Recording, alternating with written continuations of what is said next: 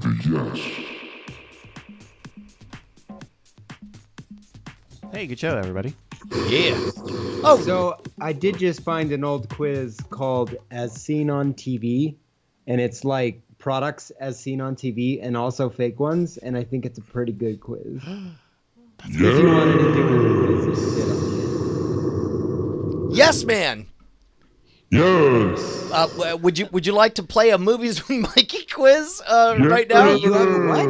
Oh, good. All right. Hey, just real quick, speed round. Just hit us up. I assume something is real or not, right?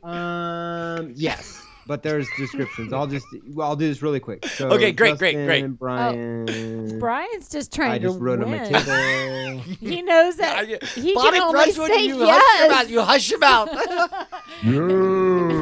All right. You know what? Every single question is gonna start with Justin. Okay, go. Yes. Number one. Was this as seen on TV or not? These are official as seen on TV. Number one, microwave pasta boat. Now you'll never fuss with boiling water or multiple pots again. You can cook, drain, serve, and store meals all in one pot. It's easy to use and makes the best pasta you'll ever taste. Real or not real? Microwave pasta boat. Okay, so you think it's real. That's what you're saying. Okay, great. I also believe it's real. 1 point to each. Good job. Okay, all right, All next one. Number two, Dutch Glow Amish wood milk. Based on a 100-year-old formula, Dutch Glow easily cleans, polishes, and nourishes all the woodwork in your home. Real or not real? Oh, he thinks it's real. I think it's not real. I'm going to go with not real. Incorrect. It is real. Oh, wait, wow. I'm being beat by the yes man. I love how fast you're finding this. This is amazing. Number three. All right. Tortilla Puffer Pro. Tired of lifeless fast food tortillas? Puff them up with Puffer Pro. Is that a real TV product? Yes. Oh, you think it is? Because I think it's not. I'm going to say it's not a real product. Brian ties it up. 2-2. All right. Number four. Stuffs. Stuffed burger makers. Stuffs is spelled S-T-F or S-T-U-F-Z. It's stuffed burger maker. Make delicious, mouth-watering burgers stuffed with your favorite filling: cheese, mushrooms, garlic, onions, whatever you want. It's easy as shape it, stuff it, seal it. Yes, man, I think this is real. What about you? Yes. It's real, and I can't believe it. Like, look how they spell that. Goodness. Oh, my God. We just S-T-U-F-Z. needed a trademark, so we didn't really care what it looked like. Oh. Sorry, one break, 1 second. Somebody in the chat says real. I have this. Oh my God, that's amazing. Number five. Oh, Number no. five. The yes man's yes leaving. man abandoned mid-game. Oh, this experiment. Number five.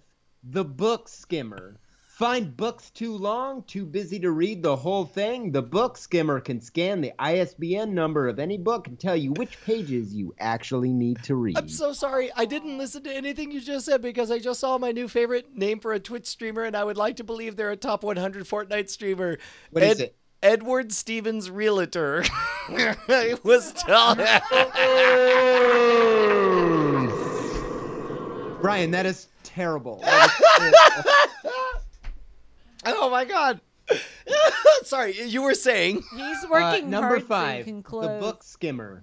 Find books too long, too busy to read the whole thing? The Book Skimmer can scan the ISBN number of any book and tell you which pages you actually need to read. Oh, that's so good that it can't possibly exist. So I'm going to say it's fake. Because I would use that app. Also, it would be an app, not a product. Justin? I believe that it is real. Yes. Incorrect. It is fake. Good job. Brian's winning. Yeah. I could only say one thing. He was shaping my answer.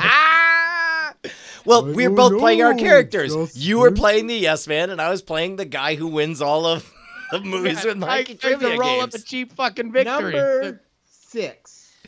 The perfect bacon bowl. Perfect bacon bowl makes a whole new way to munch. Just wrap the bacon around the perfect bacon bowl and cook. Okay, not only yes, but Yeah. not only yes, but I'm trying to figure out in my mind. I want to imagine it looks like what you would see if you dropped a pebble in a pond, like an up and down, up and down, up and down thing. I think that's what it is. Like a wave? I mean, whoa, Professor wave? Science over here. I say The no, bacon no, no, no, wave it's fake. Is a product because that's the microwave bacon tablet. Or Yeah. That's right. What'd you say, Justin? I say no, fake, fake, fake. Incorrect. Brian is beating you 5-3. God damn My it. dude, Oh, it where are you makes at? the bowl out of bacon. Yeah, it makes a Yeah, bowl perfect of bacon bowl has been around. Oh, well, I give it 20 minutes till it's a Taco Bell product. I think when I made this quiz, it was fairly new, so that was confusing. I've seen that commercial a bunch. Yeah. Number 7, pajama jeans, where style and comfort meet. Why give up style and comfort when you can have both with pajama jeans? By the way, if they're real, I have used the actual text from the website. Even when they just say pajama jeans. You fucking quit messing with my head, Mikey. Why would you say that? I'm just giving you information. I think it's fake. It's fake. It's a fake product. It's like he says he could say anything, and then he says, "Oh, by the way, I made a solemn promise to myself, and I swore before God, the Father Almighty, that this particular one would be 100% real."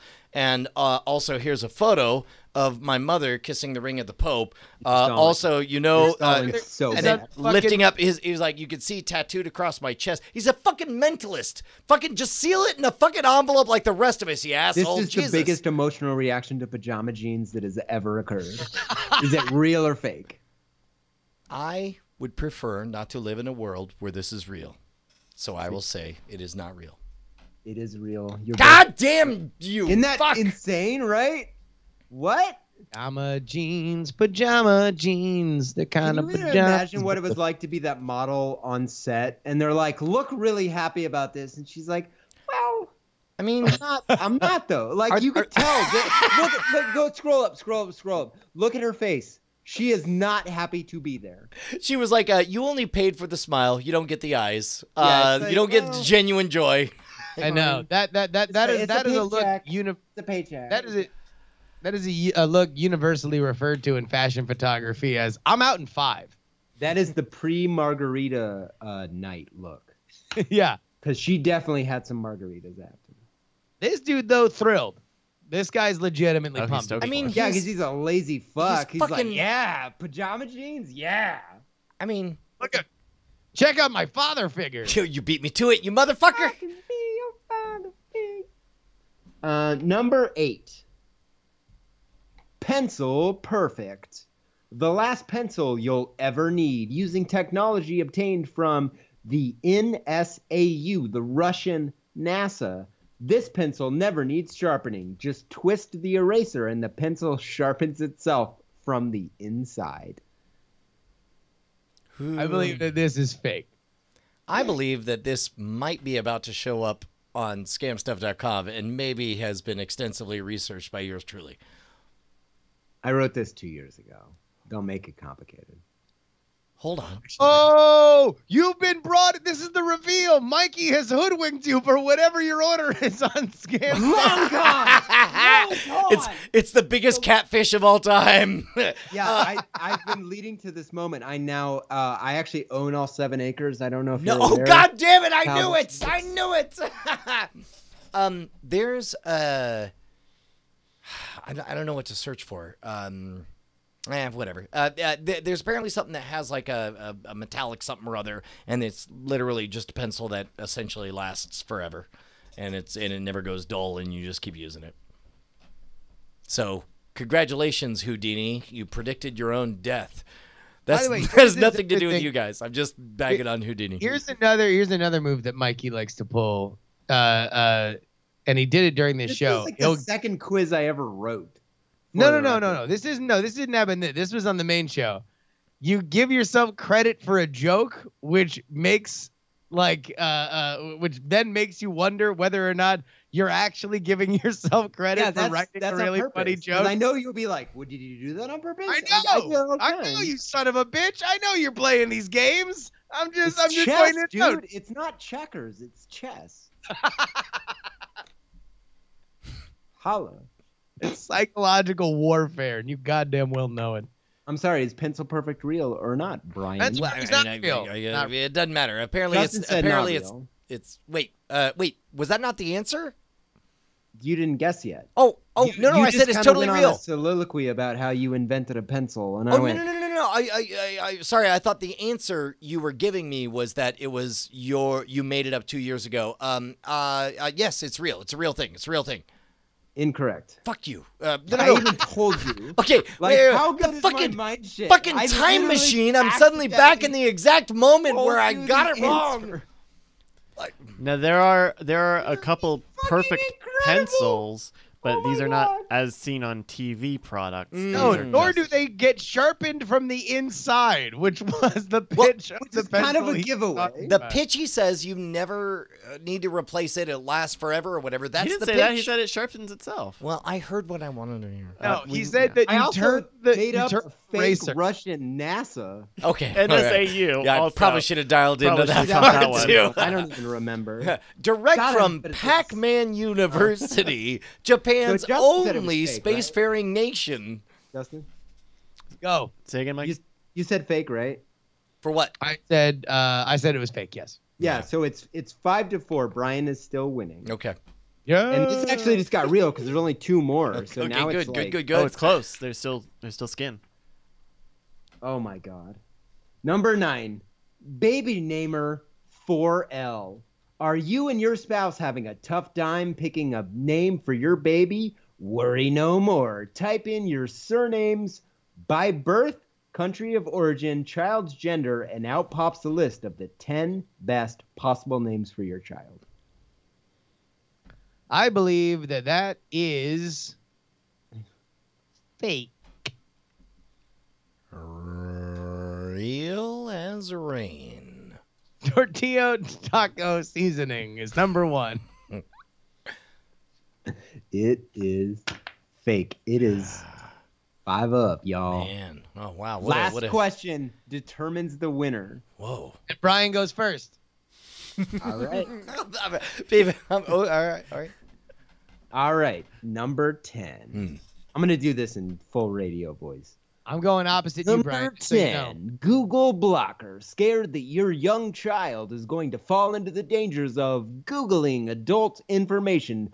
Plug in the Google Blocker USB dongle and the computer won't be able to Google ever again.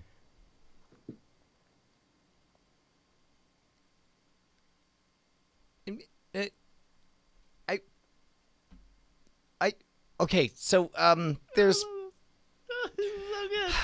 good. Mikey, you're the best. so I like how many products that like previous questions have predicted, like they were fake when I did it. and then they became real. So here's the thing, Mikey, is like you might might be- as well have said the flux capacitor. It literally lets you travel back in time. Now and I would have thought, well, that's not possible by physics. Therefore, it must not be a real product. But I would be making the flaw of thinking just because something doesn't Where are work you going? doesn't mean that they don't advertise and sell it.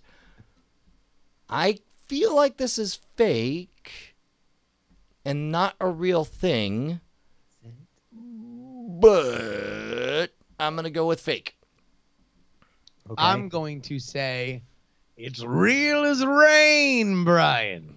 You find So- my same phrase. Same. I On this one in particular, there was a product that was stupider, and I actually like took that product and de-aged it. So this is fake. But there is a product that is worse. It's like a USB dongle that like blocks it's the Bing internet. blocker. Is it the Bing blocker? No, it's like plug in this and your kids don't have internet. It's like unplug your fucking modem. What are you doing? Like But they will sell any like as seen on TV is insane. So Brian- it's quite Brian- literally just a What? it's just a network adapter that with a password protector or some shit on there. 6'5". That's amazing. There we go. Brian All right. won one. I'm feeling Brian. better. You did won- good. You did He good won for the world. fake after quiz. I know. Yeah, you beat half me, half the yes man. At, But I'm proud of Brian. Round of applause for Brian. I bet half Justin, half the non-random answer generator. yes. The yes algorithm. I got one for next time I do an after show. I was looking for this one. I at one point went through the United States trademark database and all of Guy Fieri's assumed other names because he has fake names he trademarked stuff under. And the quiz is this a real Guy Fieri trademark or Man. not, including all of his fake names, which is like all Your of the Guy fake- Fieri game is the tightest I've ever seen. I challenge even Guy Fieri to beat you at this quiz. He loves multiple K's in a row, and that bothered me. Like culinary clowns is one of his trademarks, and it's like, my dude, what you doing? Why all these K's? Like why? Also, both words that start with C's. Yeah, he changes them to K's and then makes triple K's. My dude, Yikes. I like Guy. Yeah. He's fine. He's fine. Edward Stevens, realtor. Holy shit!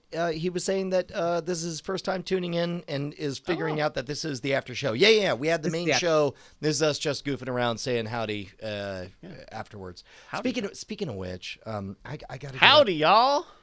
I gotta get up early tomorrow. callback. I'd hate to do this. Oh, no. How bad of a friend to all three of you guys would I be if I made the efforts to go to bed so I can get up and be a professor tomorrow? We can shut her down. Well, I mean, we don't have to shut everything down. You guys can do a party without me. I'll put in earplugs for the thumping bass and let's ask chat. hearing you guys Brian dance. leaves. and- Do you want to see us idiots basically make fun of people that pour shots on their face and then light them on fire? You're not wrong. You're not wrong. I know I'm not wrong. Or would you like us to end the show right now? we won't be mad. This motherfucker. He's We winning could at our own end show. now. He's playing better at Night Attack than the Night Attack hosts. This mother. Oh, man. I'm She's sorry. got a very big... Was there a Command comment to in there stay. that I want Mikey to die? Was that what I saw? No, That's he said, sad. I want Mikey till I die. Oh, dude. That's great jeez. then. I'm not sad about that. Thank you. Somebody just threw money and said stay. Jordan DeMoss dropped 5,000 bits and asked you to stay. So can you give us 10 more minutes? I have one more response, and that is a very intent hello. Callback. It was a callback. Ooh, it's callback. Thank you. You got it. Callback! There you go. Possible hooker, sitting on Waikiki, asking what you and me are doing tonight. Have you ever double banged a woman with your dad? Well, I did want to do more. So you think that was going to be her proposition? Was that... I think. Yeah, I know. Actually, no. The evolution of that conversation. Mike, did you hear this at the beginning of the show before you came on? Yeah, I was like, oh, thank God I'm not on yet. Oh, good. I was like, good. wait, what am I going to add to the prostitute conversation? Wait, So I after don't know. zero. Yeah. So let me ask you this, Brian. What would be, The because there's two parts of it. Hold on. Okay. Lightly, just dance. Go ahead. I'm Feel it. I'm Vibe it. asking, Vibe it. Brian. Vibe it. what made her look to the side? Like if she, No. she gave you the howdy and then she immediately disconnected, what happened in between the salutation and her immediately disconnecting? Well, Brian said howdy. Brian I turned said into- howdy. To well, no, she said hello. Yeah. Whatever. The initial getting to know you. So, when I picture it from her perspective, there is a flow of human traffic, and then you see two people of the appropriate target demographic approaching without enough other people in earshot that you're like, okay, let me just see. And again, Older whites. correct. And she said, I think she decided early in our walk across and executed the word hello, already looking at whatever shop front was on the other side of the sidewalk, with her intention being that now if I were to say like, oh, hey, how's it going or whatever, then it appears more that I was the one initiating contact, or my dad. Let's be fair. Maybe it'd be my dad that would suddenly be interested. I would love Mikey's painting a very interesting side universe where that was just legitimately Adele trying to cue you into the cover of Hello. Yeah, she was just trying to get through Hello, and you interrupted her. I think I started Adele and finished Lionel Richie. That was like a really I definitely only mashup. recognized the Lionel Richie. I was about to say Yeah, shit's I about to go it down ended and Lionel, play but class. I think I started Adele. I Yeah. wasn't really paying attention. Yeah, I was I just heard- trying to give you a nice bed. By the way, to give it Kuhan an asked emotional push. Kuhan in the chat room asked if your next move was to ask her, "Hey, boss, I'm Brian. What would you do if you were in my situation?" Look, I got a boner here. I don't really know what would you do with it. Man, I'm so proud of you guys. I feel like I'm training proud a of me. generation. I'm just like the ace sitting here like, yeah, yeah. Oh, no. That's This is me, dog. Mikey, just to get you up to Get speed. that dick wet. Yo, what's up? Like, that's not me. This is Brian using all the patter that he normally unfurls for rental car counters across the country. And bartenders. And bartenders and every Asterisks and bartenders. there's Or the first time meeting a fan or / someone whose face he doesn't recognize. Did we talk last week about the shockingly high number of people that recognize me in Hawaii in That's awesome. increasingly uphill battles? Like, there's a certain way I looked 6 years ago. There's a certain way I continue to look when I'm on the Mono Rogue or Night Attack. There's a way I look on most of the podcast because it's mainly an audio format or whatever. I was in full-on disguise with a hobo beard and no shirts and father figure dad bod and zero Go fucks on. given. Detail, please. And we're Hello. Detail, please. Hello. hello. Hello. Oh yeah, I should have Is it mentioned me that part. you're looking for? Sorry, that had to be done. But no, there was somebody on the boat who walked up and was like, my kid swears he knows you. And I was like, well, I don't know, from what? It's probably accurate. He's like, I don't know. And I was like, okay, well, he's probably right. I do a lot of different things. And he's like, yeah, but he swears he knows you. I was like from the internet? He's like, probably. And I'm like, That's a weird intro. what is this Dad. conversation? Can I go? And Can we agree that the worst way for you to have answered that would be, "Fuck you, he's blind." and then I Correct, dive off Justin. the edge of the Correct. ship. Worst Don't way. do that. Don't. Yeah.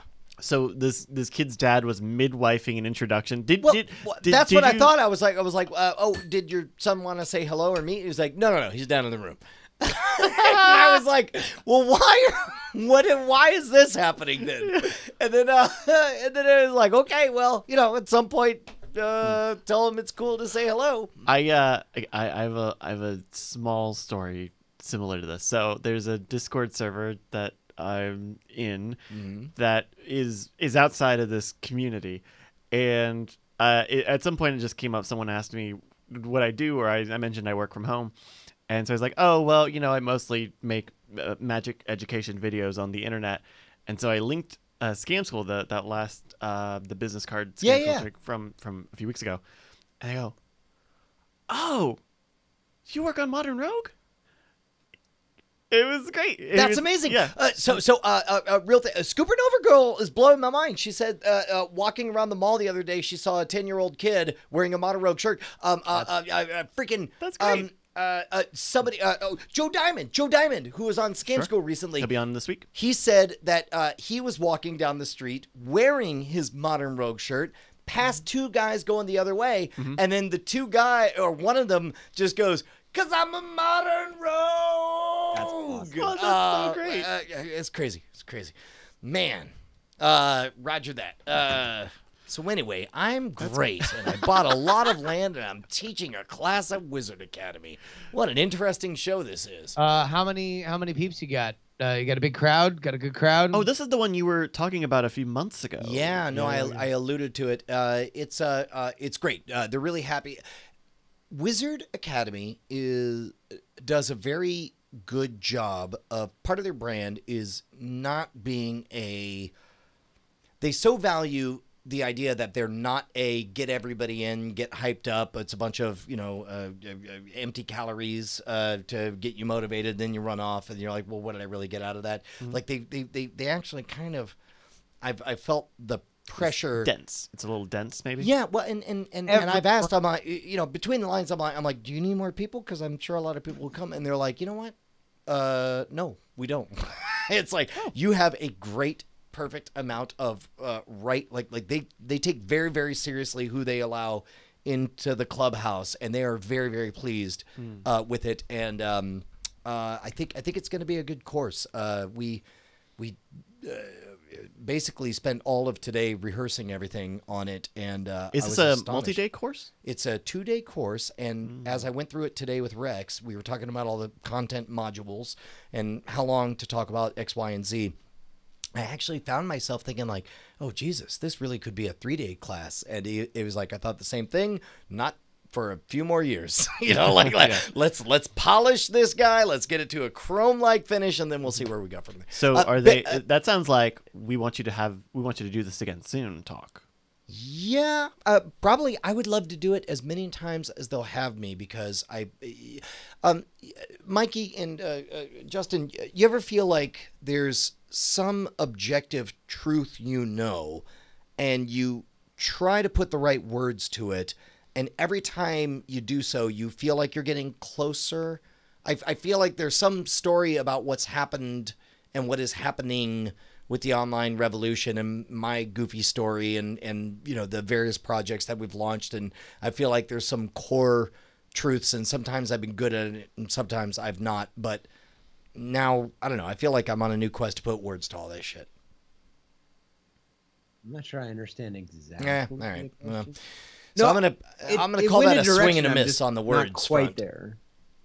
You're basically saying, like, I have this sometimes with Cord Killers, because I do the On the Lookout segment where all I have to do is talk about something I've seen, and then you I open get your on, mouth and you're like, oh, and this is yeah, I have no idea how to talk about it, and I'm like that. We did the ad today, and I feel like we shot an ad today very briefly before this before the stream started, right? And I feel like I did a mediocre job of explaining it, because in my head it's a very like concrete thing. I know what it looks like, I know the joke, and I know the funniness of it, but I think I wasn't able to like say exactly what it was in a way that like I think we ended felt up close shooting it well, enough. but, I mean, assuming I got close to what you were going for, yeah. But I get that pretty regularly, where I have it mentally, but that doesn't always translate verbally. I think I go through that differently. I think I understand what you're saying. Wow, the hiccups, they actually existed before I was drinking. Dope, Greege. Oh, what's up with that Greege?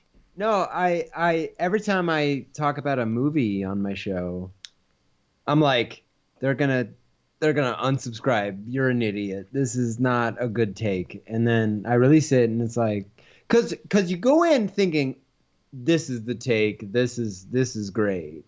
Like even recently with the Shaun of the Dead episode, I was like realizing that this actually has more character development than all of the other Edgar Wright movies in this really interesting way. Yeah, it is imposter. So God, the hiccups are bad. Whatever, fuck it. It's a symptom of imposter syndrome. Well, I think you might be an imposter. Wine, as it turns out. But I get that a lot. And then you talk to Edgar Wright for a second, like because I was like terrified to send him the episode, because he talked to me up front, and then I made an entire episode that didn't, like, the quotes didn't actually stretch the whole episode. It was really kind of up front and then right at the end.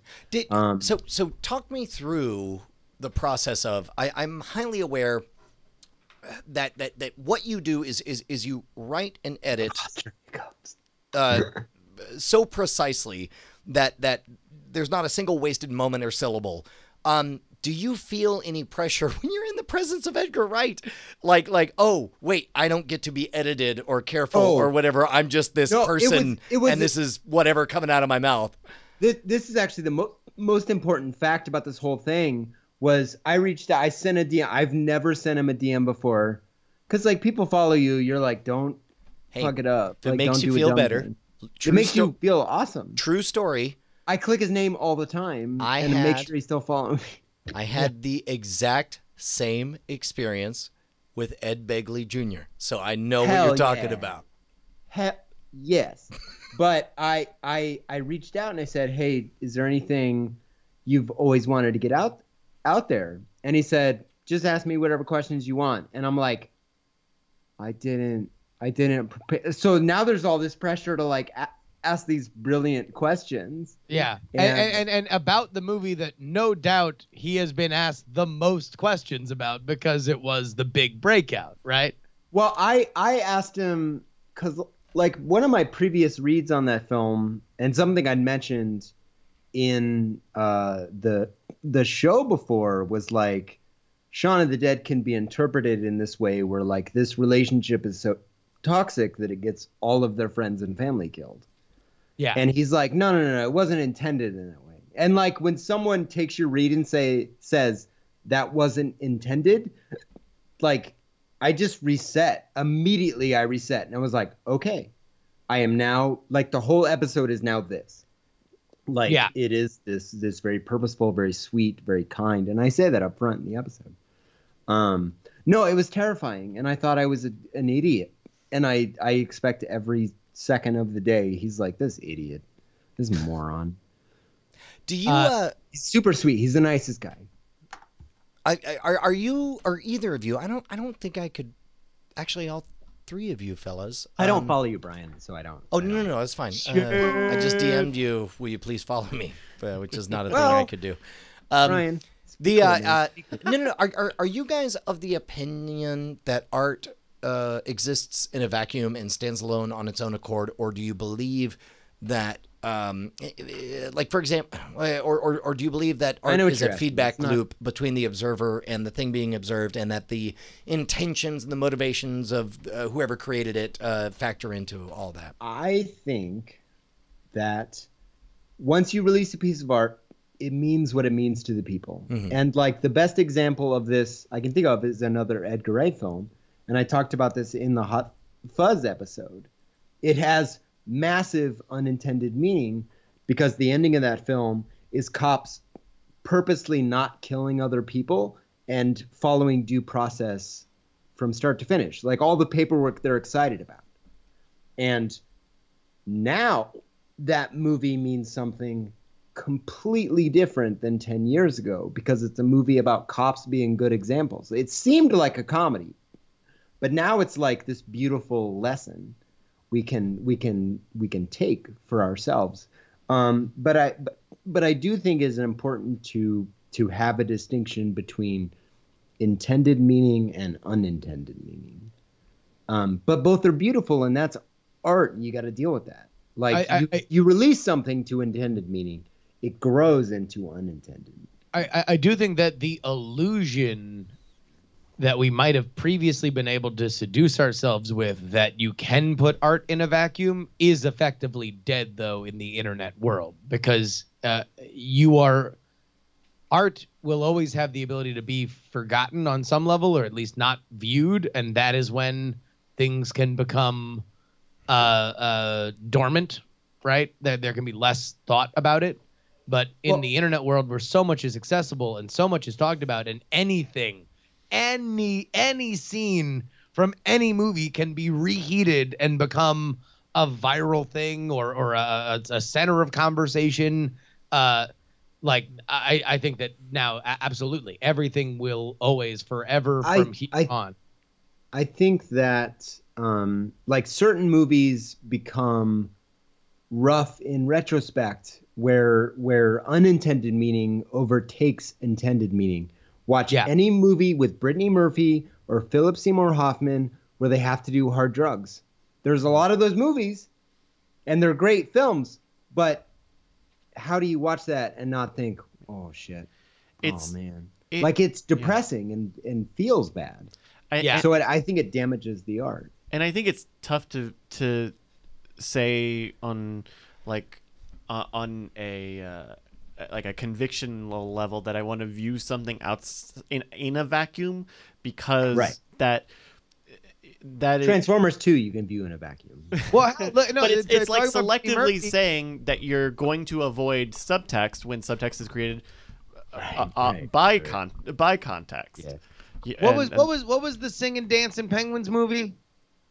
Surf's Up. Happy Feet, directed by George Happy Miller, Feet. the same director of Mad Max Fury Road. Oh, that's right. No, yeah. So fucking when Brittany Murphy died, everybody was like, all they're sharing like clips from Happy Feet, and they're like, oh, my fucking heart's breaking right now because Brittany Murphy died and she sang as this penguin in Happy Feet. And it's a like, I'm movie watching it and about I'm getting atheism, emotional. so that's a really weird point to make. I'm just saying, people like it became this emotional touchstone because she died. And it was nobody was watching Happy Feet in the theater when it first came out and being like, "Holy shit, my heart's breaking with this Brittany Murphy performance." But that's now, any actor that is probably passed. Did you watch movies and you have the additional feelings? Did I ever tell you guys the story of the conceptual art piece Crush that Bonnie put together No. like 10 or 15 years ago? I'm not on the show. Bonnie had...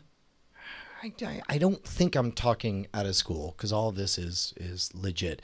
She put together a number of conceptual art pieces. One of them is she took 2 bricks and the shell of an egg, an actual eggshell, and on the eggshell she put a couple of wheels, like a Hot Wheel things, and made it into a little kind of car, and set it in between 2 bricks with giant truck tires and on there.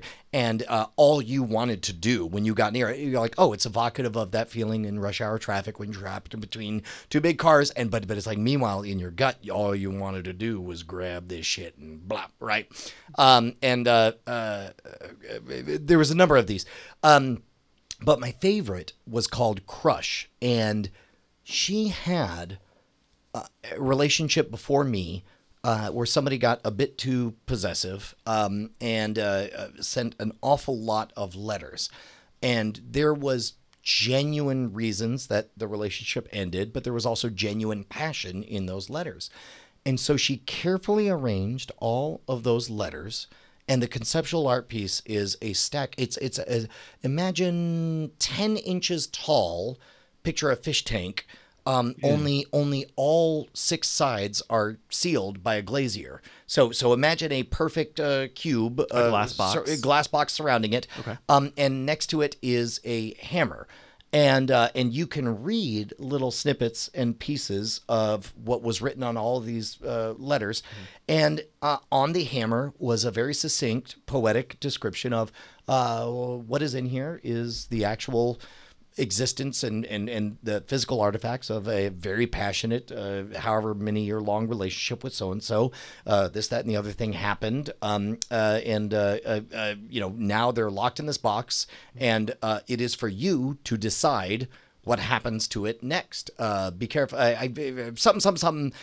She'll know this better than I, but it's like, but be warned, you break it, you buy it, or something like that.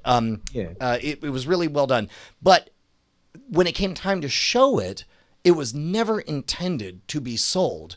So she would have a bunch of reasonably priced artworks based on the number of hours put into them, anywhere from, $400 to $1,000 or whatever. But that one was always listed as $10,000.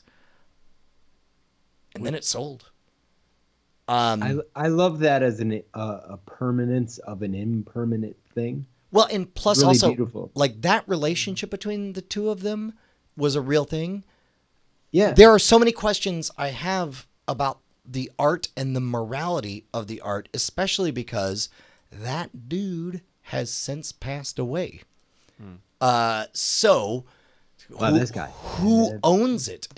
What is the morality of selling that? What does it mean? And it, is it okay to sell these secrets if they're locked in a box and they're intended to be away from everyone forever? Who owns it if you sell it and then they smash it and open and publish it? Or what are the rights? Like all of these questions, like what I don't know, the questions of ownership of one's past in a relationship that breaks up. Who owns the factual history and the artifacts of all that stuff? I don't know. I loved it. I loved Wow, it. It's that's the deepest. It's the most question. challenging thing. Yeah. Oh my God. Bonnie's produced, and I still, as I drift off to sleep, will circle back and ask myself questions about it. It's really really interesting. I mean, the reality is that's good art. Yeah, You have these massive life questions. And so I mean, art tends to like create itself after the death of the artist. Like that's been true for a long time until very recently. So that it's changed. To the original question, I guess I'm thinking about it because the pricing was part of the art story. Spider-Bite, go sit in the corner. Sorry, just go sit in the corner, bud. Because the pricing was originally meant to be part of the narrative, but now that it's sold, it's an even bigger part of the narrative because somebody who is not her owns that. So anyway, I guess I'm of the opinion that art is always a feedback loop with the one experiencing it. Once you release it, the art becomes what it becomes, and that's important, I think. Yeah, that's why it's art. It lives on its own. And you have to agree to that going into it, because that's what it's going to do. It's culture. It's going to evolve and become whatever it becomes. Yeah. I mean, it's a beautiful, like, Bonnie is a genius. That's awesome. Smarter than me. Yeah, I mean, it's natural to want to create outside connections, just in the same way as when you're creating something, you will consciously or unconsciously make external connections to things. Like I like. The idea of wanting to live outside, or live or work within a vacuum is tough to imagine. In that it's impossible. Like even if you wanted to say that you were viewing something in a vacuum or creating in a vacuum, the reality is, well, no, because you're still the product of your history, and you yourself are not a vacuum. You are a space, and so are your viewers. Beautiful. It's, I guess I'd like to think of it in terms of the art itself is an artifact. The experience is where the real art is to me. Also, like, not for nothing, but fucking Command and Conquer is a great game. Where Kane and the best versus cutscene. GDI, it was great. The Global Defense, whatever it was. Oh, hey, before we forget, we need to pick a show title for this episode. Yes. Otherwise, we will have forgotten to do that. If it's not, Oh yeah, I'm okay with Brap would Brap be sauce. offended if that is not the name of the show. That's pretty good. We'll read some of the other top ones. Command and Conquer. 7 Acre Brian is up there though. 7 Acre. No. I like Brap Brap sauce. I mean, Brap sauce. There's really no way I encompasses could read that word 5 years from now and not instantly know what this episode is about. You sure you don't want? Did you get pegged? That was pretty good. It's a fair point. Great. Well, thank you to Sunbun who submitted Brap Brap Tortilla sauce. And taco everything. seasoning. I mean, there was no way that this was not going to be named after one of Mikey's names. So good. So good. Mikey, you're a national treasure, and thank you so very much for joining us. It seems like you guys are rocking and rolling over at the Film Joy channel. What's going on? I said you're a national treasure, and it seems like you guys are kicking a lot of ass. We're trying. 2018's been a very good year. Congratulations. The next episode is actually not about a movie. It's going to be very interesting because I am talking about what happened over the last year and 3 months, sort of, but like as it relates to what we do, and because the episode started as, what do you think you do? Because what you think you do and what you actually do, as people grok it. Because, like, you can make the greatest art in the world. If nobody understands it, then sit down. Like, it doesn't. Nobody gives a fuck. Yeah. I don't know. My automatic response to that is yet. Always add the word yet. Sure. You know. But I had a really, because I wasn't even, because I used to be on the show all the time, and then 2017 I really kind of went under the radar and went away. The short answer is I was suffering from post-traumatic stress disorder, because my body died, and that was really heavy and rough and terrible. And I'm okay, I'm alive and I'm here, which in and of itself is a miracle, and we'll talk about all that. But it's like, how does that drive you? What does it mean? What are you giving? What are you giving people? Because that is an experience I would wish on no one. Because like going through my body shutting down and like losing the ability to even think and all this like horrible stuff, that was like bad, but I mean it was fine. Like in the grand scheme of things, it was fine. The next 9 months was torture because I didn't know anything. Like I separated from reality so bad, and I was just so sad. I mean, I wouldn't blame you. I think I think it makes perfect sense, right? Like no, it 100% does, and you know, we've talked to each other a little bit on like DMs outside of the Sure. show, but I'm very curious to see the work, because it's something that I definitely noticed in, you know, your demeanor going through it, and it's something that it's like you can't even, as somebody, you know, that knows you a little bit, like you can't really like relate when you have this gigantic health situation and then this massive career situation that like is in no way even like any kind of followable trend line, right? Like you have this, you know, the job, and now you have a new job, and now the job's like all of a sudden it's insanely rewarding. everything like, all at once. Yeah. It's just fucking, you can't, if you're flying, you can't find that horizon line. Like it's just all over the place. Well, you can even look, you can find the comments if you feel like reading YouTube comments, and I wouldn't suggest it anytime soon. But there was a lot of comments in 2017 on a lot of those episodes where they're like, Mikey, you're just repeating yourself. And like the actual storyline is that I did 14 Rudy speeches in a row to get my ass off the ground. Like I was cheering myself up. Like it wasn't even a show for anyone. I mean, I did Creed right at the end of that because it was like, okay, I'm here. I'm gonna do this. And like 2018, out the gate, the show changed. I mean, it's like it stops on a dime, and it's like, okay, now it's this, because I was doing something new now, because I was in control of my faculties.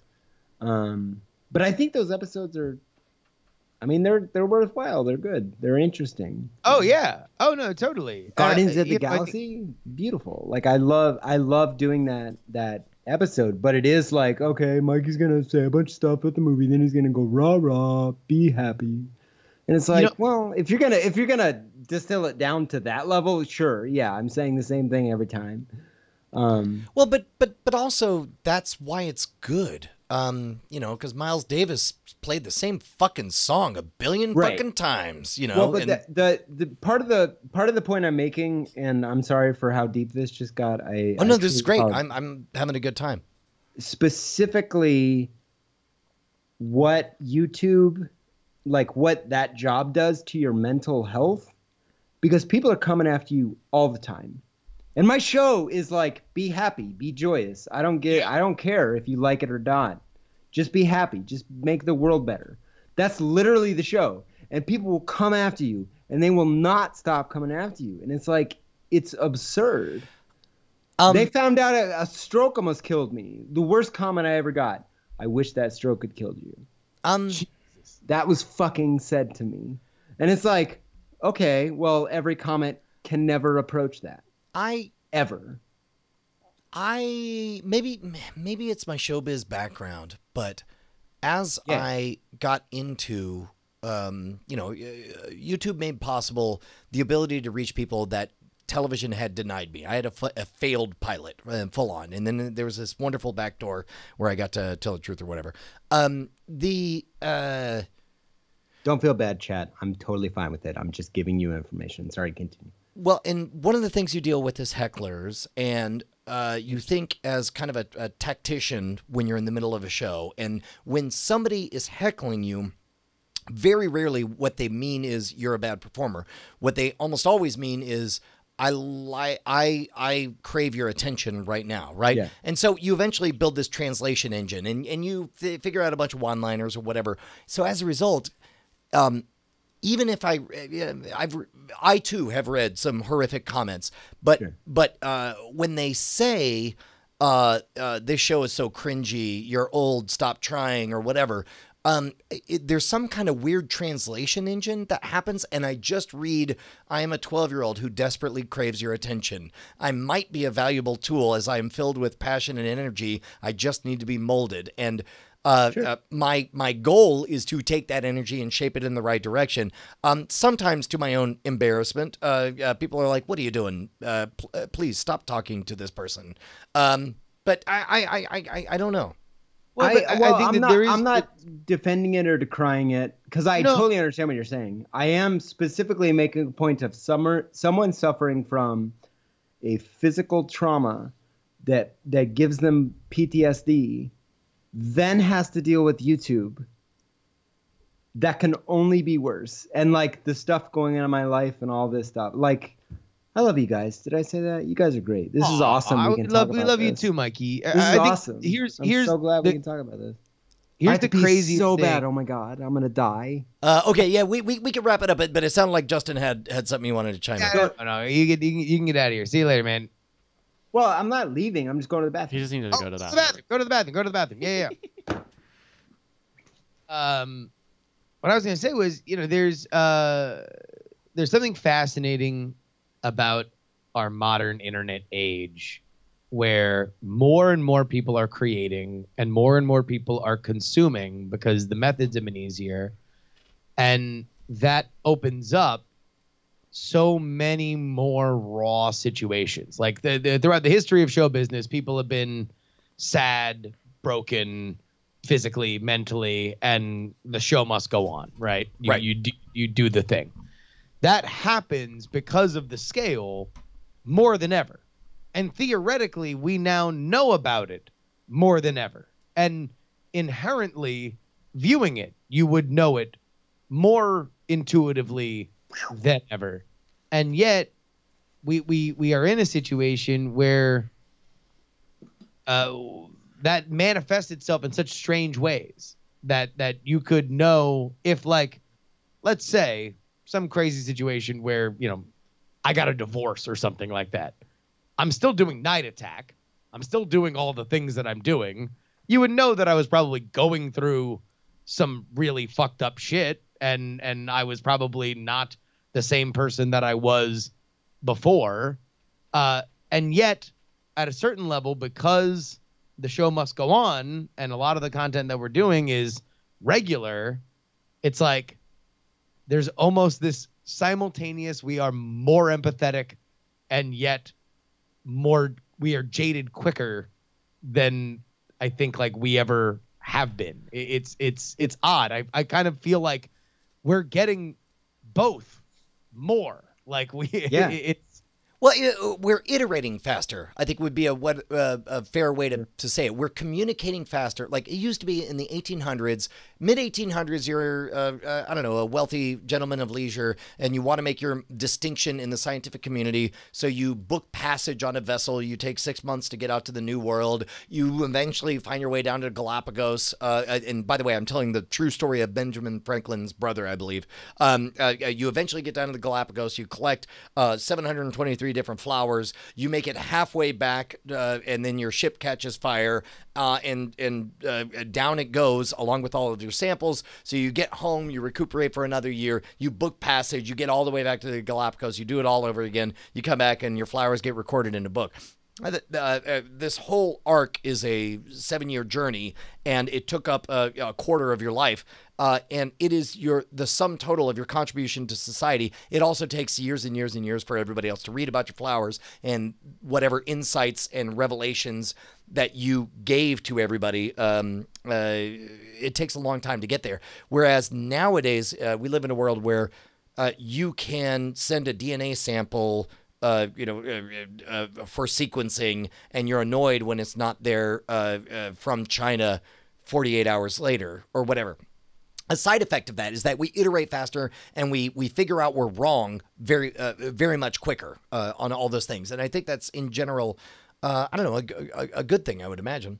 I agree with what you're saying. I think the side effect is that our empathy decreases. Like we trade information all the time, but it feels like our empathy receptors are kind of closing in on us a little bit. I feel that's my like read. I'm not starting an argument. Yeah, I know. I actually kind of agree. Just even in that, like, all right, so that awful comment that you got, Mikey, like, how big of a celebrity 50 years ago do you think somebody needed to be for somebody? Right. Actually, that's a brilliant point, man. That's like, super brilliant. And now it's like you do. I saw three great things. Yeah, I saw 3 great things that you did, and you're like, well, Mikey's a film genius, and he fucking edits great. He's a god that I will never touch. So if I throw the worst fucking stone at him, he'll never notice. feel like because he's who he is, right? And now it's like that's all it takes. Fucking like a couple years doing YouTube videos, and now you are somebody that you could that because that person surely does not think like Mikey, the person standing in front of you, I'm going to say that awful thing. No one would ever say it to my face. I don't believe that would ever happen.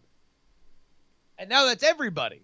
You say 4 funny things on Twitter, and now it's like, shit, I wish I was that person. I wish I had that fucking that kind of following. There's now an elevation that provides distance for venom, or can provide distance for venom. It's social media therapy, and I think I'm attempting in the next episode to provide a lens into, hey, we're not paying attention to this problem enough. Because like I've talked to a lot of YouTubers. I talk to YouTubers all the time, like big YouTubers, and they all suffer from the same mental health issues, and they all eventually stop and start uploading like they get big, but then it just becomes too much. And it's like, hey, let's fix that problem. And I'm throwing some darts on the side. I'm trying to do some business stuff to like get YouTubers mental health care, get them health insurance, get them all that. Like, I mean, this is a problem that I think it's fair to say. I'd be interested to hear your take on this, Mikey. That may I mean, no. Sorry, I have to interrupt. Sorry. Yeah, no. Fitz. Somebody just said. I mean, you're most YouTubers ignore. That's not part of the job. That's not a real thing. Ignore the comments. That's the kind of thing you say. Angered me. That's the kind of thing that you say. Might as well say. I think prison should be so miserable they never want to go back. You know, like that. That's what you say when you all the comments. Know nothing about any of that. That's part of the job. I'm protecting you from the bad comments. I have to delete all that shit. Yeah. That's part of what's up. Well, and also the very act. No, they don't. Fitz, stop. Some people do. I know people that have other people. Fitz, motherfucking Shiv. You're better than we're this. giving him way too much attention. Continue. No, Yeah. well, You're literally watching exactly the process we're complaining about happening live. No, is him telling us how we and we all paid attention to it. We all fell for it. What the fuck? Corner. Oh, Christ. Hey, Fitz, that's YouTube news. Well, guess what, homie? You got a scoop. YouTubers read the fucking comment. Yeah, Jesus Christ. Oh, fuck. So let's take a moment. So here's the real betrayal is that oftentimes to create good art and tell good stories, you have to, honest to goodness, open up yourself and put your heart on the outside of your body, which makes it very vulnerable. And people who don't regard you as a human being often feel that's a good time to poke it with a stick. There's an article. That just happened. If you're not familiar with Dunbar's number, man. So the current editor-in-chief of themonorogue.com is a guy who writes under the name John Cheese. He was childhood best friends with the guy who writes under the name David Wong. And David Wong wrote an article that was the first time I had heard about Dunbar's number. It was published, I think, 13 years ago, called The Monkey Sphere. And basically said a bunch of people who study apes studied what size of tribe they all live in, correlated it with the size of their brains, figured out that pretty much they could predict the size of the tribe for any particular species of ape based on the size of their brain. Then they measured a human skull and said 150. The answer is 150. That's as many tribe members that you can consciously regard as human beings. Beyond that, there's some other category you put them in. If I say, I want you to think of 12 Iranians, you think of 12 copies of one Iranian because you only have enough room in your brain. Under category : Iranian, you have one, whatever that is, right? And then, as a result, we rely on this proxy, which makes it very tempting for us to think of the quote unquote the other, and that leads to a lot of war and a lot of bad things. And I would hope, Mikey, Justin, I would hope that just as technology makes it possible for us to unfortunately access and damage the hearts of other people, I would hope that in a similar way to, let's say, a pair of glasses, technology would be good at correcting us. I really look forward to AIs gently saying, hey, I got that comment. I'm going to hold it for 2 hours. I'm going to check back with you in 2 hours, and I'm going to play it back to you, and then you could decide if you want it sent or not. I think we're going to rely more and more on that kind of thing. We're going to understand that we're just flawed wetware. We're these weird soups of reactions and hormones, and if there are times that we're good at playing the real-time strategy game of life, and there's times that we play it as a first-person shooter, and that we tend to make the better decisions when we're playing it as a real-time strategy game. Well, I think there's also the fact that we look at the internet still and social media and these communication lines as infantile. Like they're still Fisher Price to mainstream culture. And I think even how we are kind of programmed to think about it and we are programmed to respond to it. Like we're still at a point where we're like, oh my God, can you believe, that I think that Twitter affected the election, right? Like, that's something that will never be it did in some capacity. It absolutely did. And it will only continue to, is my point, is that absolutely.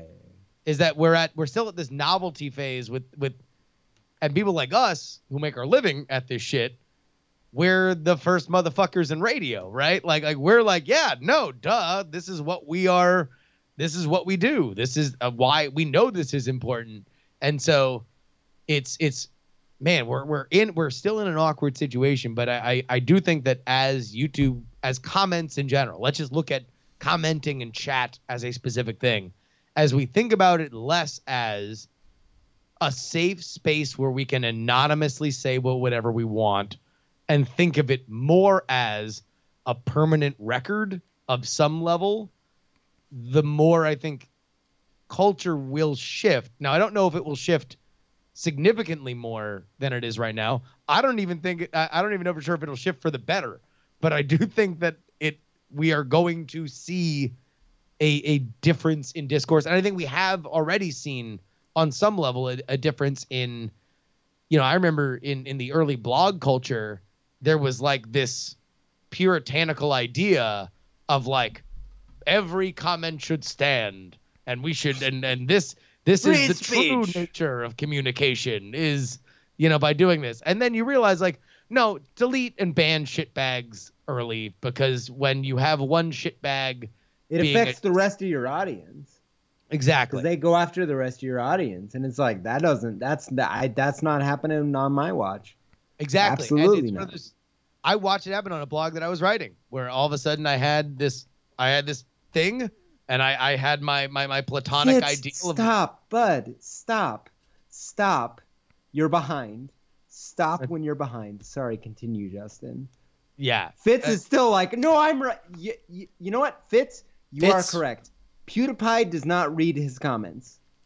He's a quintuple millionaire. We believe that you believe that, Fitz. Also, all three of us run fairly successful media empires, and we read every fucking word that comes in. So you can talk about anyone you want in other situations. It's fine. We love you. We love you. We love you. Justin was saying the thing, and I do agree with what you got this part of the truth. There is this much truth.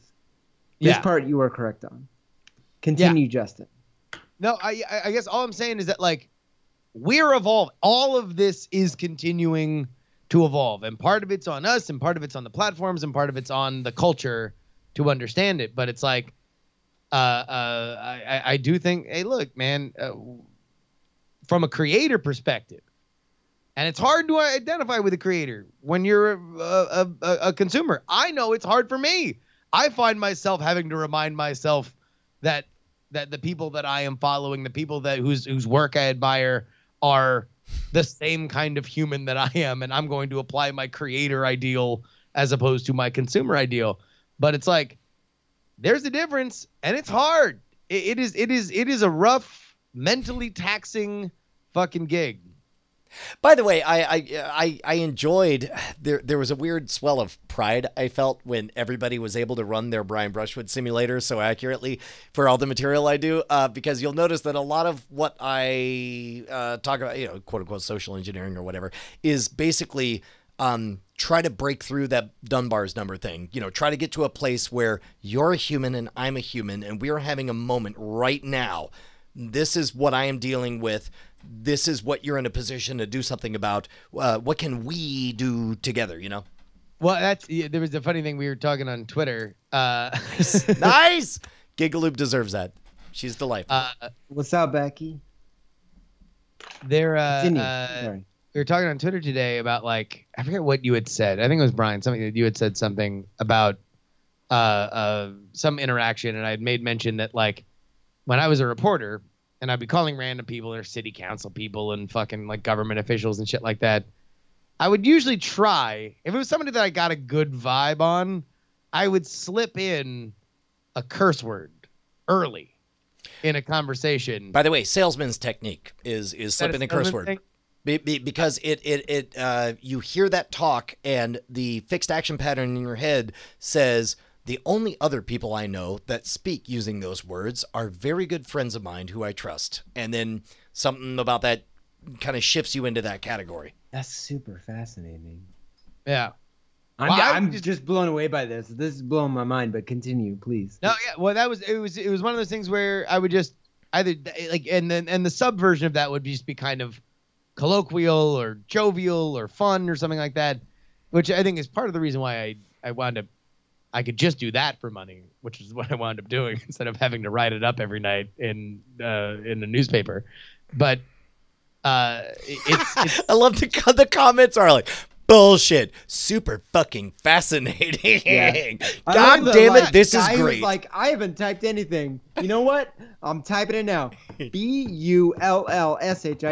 Nailed it. This is bullshit. This is bullshit. Well, no, yeah. Listen, you slip one of those in early, and everybody just relaxes for a little bit. You know, I don't know. This goes into my whole. Paid attention to him. Would be off topic about journalism and why people don't like journalists, but I think that there's a way to say that you have skin in the game. That if at the very least you are showing your belly as a journalist to say, even if you fucking hate me and what I write, you can go to your friend and say, you want to know what? And he was cursing. First thing he said on the phone. Like you have a little bit of something on the other end, which I think it's that power imbalance thing that I think gets a lot of people annoyed at journalists in general. Wow, so we dug a very deep parasocial hole. This has been great. This has been great. Can I tell you how much I sticking around, enjoyed it? Brian? I don't know. We know you have to go to bed, and you're showing off the guns. My guns don't compete, unfortunately. Not gonna lie. I was gonna jokingly take you to your look single, very but good. you don't. You clearly. It's 'cause only like- taken 8 months. But I'm glad you casually noticed that. Oh my god. Yeah, I'm glad Sorry. you casually. Let me just. This should be the new Dirk's rule is when Brian starts flexing his When guns. Brian starts flexing. Yeah. No, because you know that Brian, Brian's you gonna have such deal good with, like, shoulders. It needs to be said. Your shoulders are so good. You got that bump going, dog. Like it's good. All It's right, good. all right. Thanks right. for noticing, Spider-Bite. I love you. Spider-Bite noticed. He saw them arms. Yeah. He noticed my arms. That father figure, though. Sunbun says the new Dirk's rule is when Brian hits his 10th metaphor of the night. Oh, And then I mean, flex it. fucking, you're lucky if I don't hit that in one sentence, man. Yeah.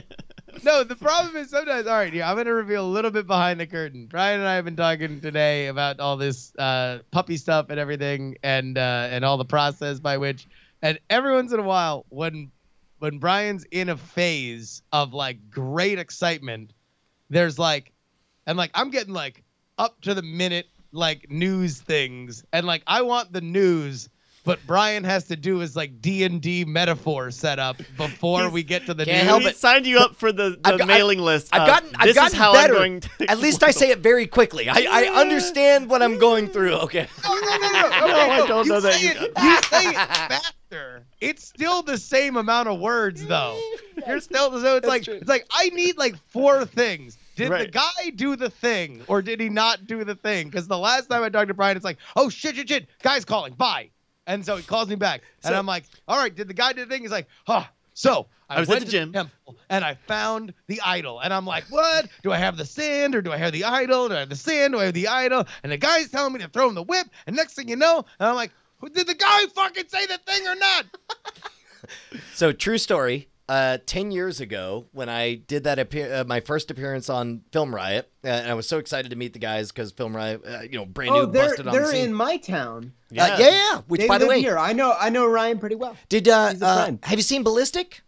Yes. It's great. I really It's enjoyed fantastic. seeing him expand Okay. the emotional range of the short. It was the first time I saw him do that. Really, Yeah. maybe he tapped into some dad stuff because he's a dad and I'm a dad now or whatever.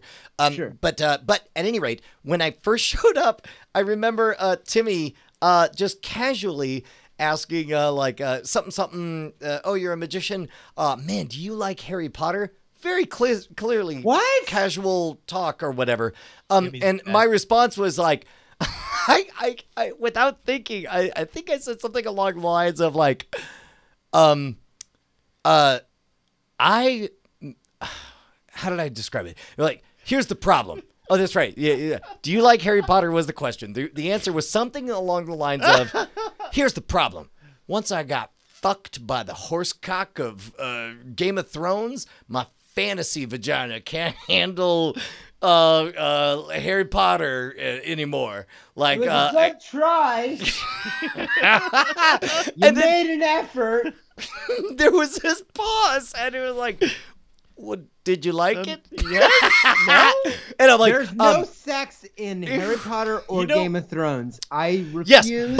but Yeah. okay, all right. To Follow me believe- on this metaphor.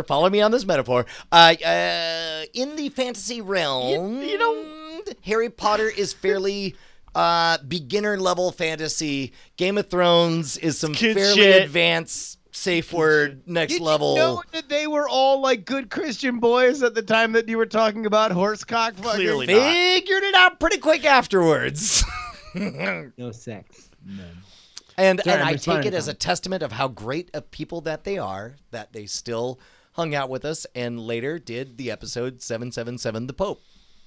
Oh, that's right. Troll Pope. Yeah, the That's Troll right. Pope. And then 2 weeks later, they were back on the show. But is that, I remember but that. is that episode as good as Brap Brap Sound? Nope. Absolutely Nope. All right, Although I'll tell you what, I feel like we do have to have the Film Rat guys back on. I will say that I have been using my email application. Yeah. well, that's Well, Oh an my unrelated God! fact. tell you what, If you're you gonna have be really Ryan great. and You'll Josh be really, Connolly really on great, without me, 'cause I'll you- be very sad. Oh, Oh. I'll tell you what. I don't know. We're trying to figure out a field trip. I think we should maybe like plan a week just to be up in the area. And if there's something that you're doing that you think either me or Jason or Brant, have you watched some? My name is never mind. Okay.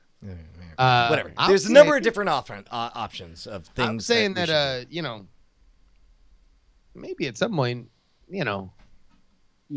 maybe we could do a live show in Dallas. Yeah. Feels like we Let's got a do lot that. of friends. Because I'll mess you up with some movie trivia. Oh my Dallas. God. What's up, Ryan Connolly? Oh Calling you my out. dog. God.